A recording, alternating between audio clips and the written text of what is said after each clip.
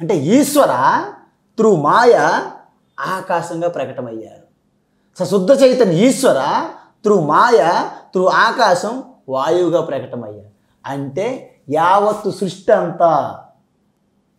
సృష్టి అంతా ఈశ్వరయే ఉన్నారు. కానీ ఇక్కడ మనకు కనిపిస్తున్నటువంటి ప్రకృతి ఉందో చూడండి, ప్రకృతిలో తేడా ఎలా జరిగింది? మాయా కల్పిత దేశ కాల కలన వైచిత్ర్య చిత్రీకృతం మాయవేవ విజృంభయత్యపి మహా యోగి వయస్వేచ్ఛయా తస్మై శ్రీ గురుమూర్తయే నమయిదం శ్రీ దక్షిణామూర్తయే. మీరు ఒక స్వప్నం కనాలనుకోండి, మనం కలగనాలి.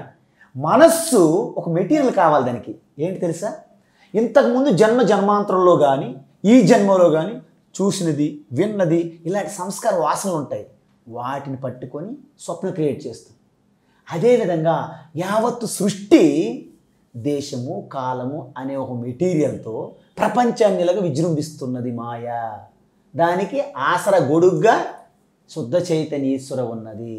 ఎలాగైతే ఒక త్రిశంగ స్వర్గాన్ని విశ్వామిత్ర మహాయోగి ఎలాగైతే సృష్టించారో ఆ మహాయోగీశ్వర పరమాత్మ ద్వారా మాయ ద్వారా ఈ జగత్తు వచ్చిందని చెప్పారు మన ఉపనిషత్తుల్లో.